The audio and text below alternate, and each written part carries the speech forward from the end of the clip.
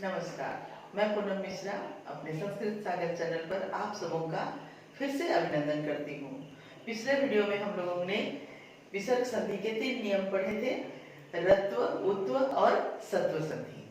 आज हम लोग विसर्ग संधि का अंतिम नियम विसर्ग का लोप पढ़ेंगे। तो चलिए शुरू करते हैं। विसर्ग का लोप।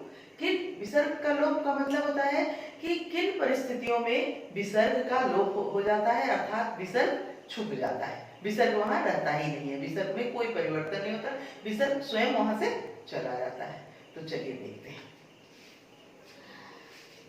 ये पहला नियम है विसर्ग संधि का कि यदि सह और एसह शब्द के बाद अवर्ण को छोड़कर कोई अन्य स्वर या व्यंजन वर्ण हो तो सह और एसह शब्द के विसर्ग का लोप हो जाता है। क्या है कि सह, सह मतलब वह और एसह मतलब यह।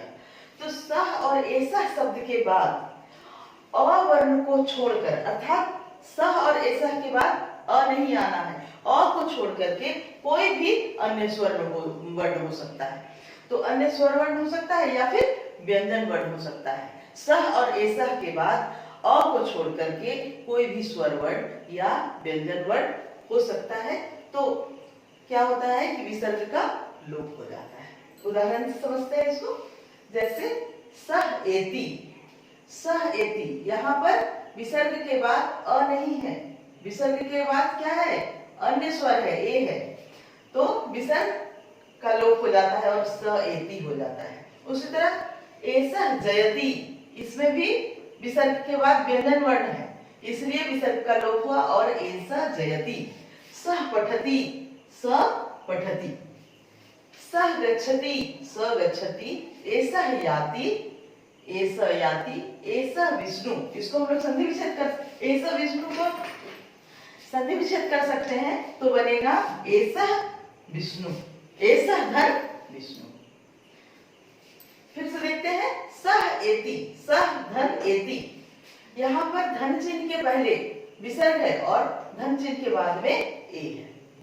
तो यहाँ पर अ नहीं है, इसलिए विसर्ग का लोप हो रहा है। उसी तरह सारे उदाहरण में आप देख सकते हैं कि विसर्ग के बाद अवर्ण को छोड़कर कोई भी अन्य स्वर वर्ण है या व्यंजन वर्ण है तो विसर्ग का लोप हो जाता है। तो इस तरह से हमारा ये विसर्ग का लोप है उसका ये पहला नियम हुआ। इसका दूसरा नियम देखते हैं। दूसरा नियम कहता है कि यदि विसर्ग के पहले अ हो और उसके बाद अ से भिन्न कोई अन्य स्वर हो तो विसर्ग का लोप हो जाता है। इसमें भी देखिए एक ही जैसा है, थोड़ा सा अंतर है, थोड़ा सा ध्यान देने का है कि पहला में था सह और एसह के बाद, लेकिन दूसरा नियम में कहता है कि यदि विसर्ग के पहले अ हो और उसके बाद अ से भिन्न, अर्थात अ पहला, विसर्ग के पहले अ हो सकता है, अ होना है और विसर्ग के बाद अ को छोड़कर कोई भी अन्य स्वर वर्ण हो सकता है तो विसर्ग का लोप हो जाता है।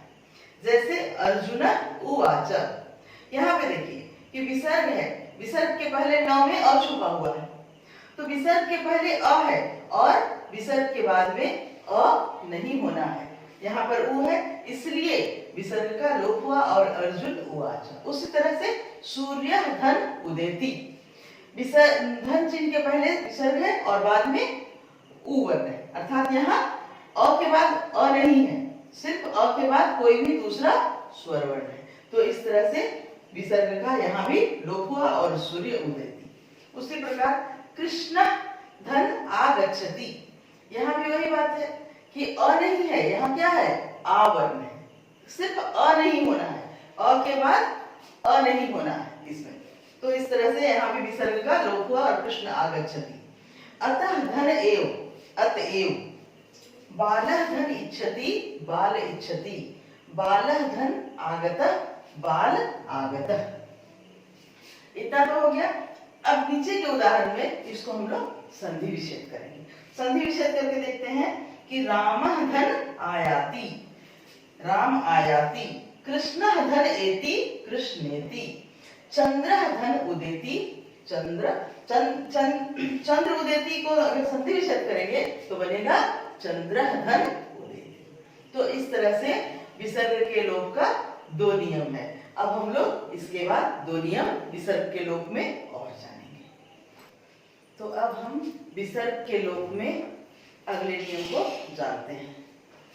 तीसरा नियम है, यदि विसर्ग के पहले आ हो और बाद में कोई स्वर वर्ण हो या किसी वर्ग का तृतीय चतुर्थ पंचम या य र ल व ह में से कोई वर्ण हो तो विसर्ग का लोप हो जाता है।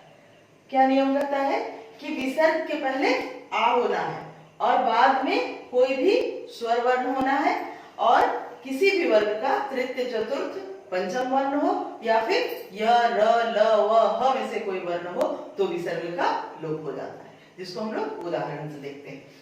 जैसे देवाह जयंती, देवाह धन जयंती, यहाँ धन चिन्ह के पहले विसर्ग है और विसर्ग के पहले आ की मात्रा है। किसकी मात्रा है? आ की मात्रा है। तो विसर्ग से पहले आ की मात्रा है और बाद में किसी भी वर्ग का तृतीय वर्ग है जैसे ज, तो यहाँ पर विसर्ग का लोप हो जाता है।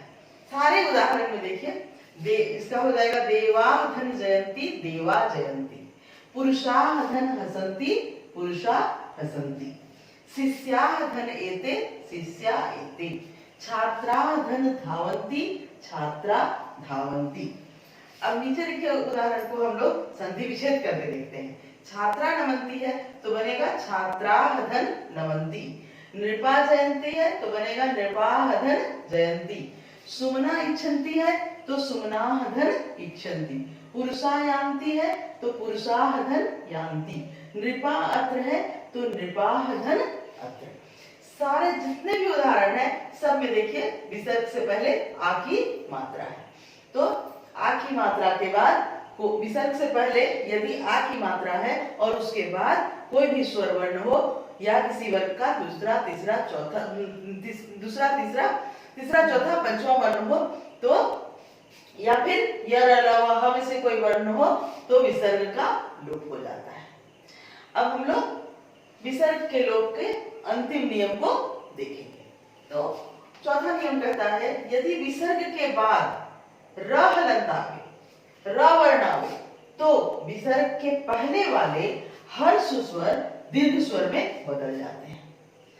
अब यहाँ समझना है कि विसर्ग के पहले हर जितना भी रहेगा विसर्ग के पहले हर स्वर रहेगा और विसर्ग के बाद यदि र वर्ण आवे तो पहले वाला जो स्वर है वो उसमें एक स्वर की वृद्धि हो जाती है, अर्थात वो दीर्घ स्वर में बदल जाता है। जैसे निह धन रोग, यहाँ पर विसर्ग के बाद र है तो विसर्ग से पहले ई की मात्रा है, ये ई दीर्घ ई में बदल जाएगा और निह धन रोग, निरोग, दुह धन राज, दुराज। यहाँ भी वही बात है कि विसर्ग से पहले छोटा ऊ है और बाद में र है, विसर्ग के बाद र वर्ण है तो ये छोटा ऊ दीर्घ ऊ में बने, हर्ष ऊ जो है वो दीर्घ ऊ में बदल जाता है और दुह धन राज, दुराज। उसी तरह निह धन रव, नीरव, प्रातः धन रम्यम, प्राता रम्यम। इस तरह से आप दोनों नियम में बहुत सारे उदाहरणों को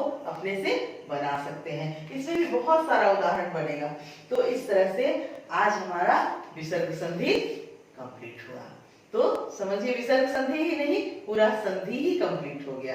तो अब हम लोग फिर से नए वीडियो में नए प्रकरण को लेकर के उपस्थित होंगे आपके सामने। तब तक के लिए धन्यवाद। और एक बात और कहना चाहूंगी कि जिन्होंने भी मेरा चैनल सब्सक्राइब नहीं किया है वो जरूर करें और जो किए हैं उनको मैं बहुत बहुत धन्यवाद देती हूँ।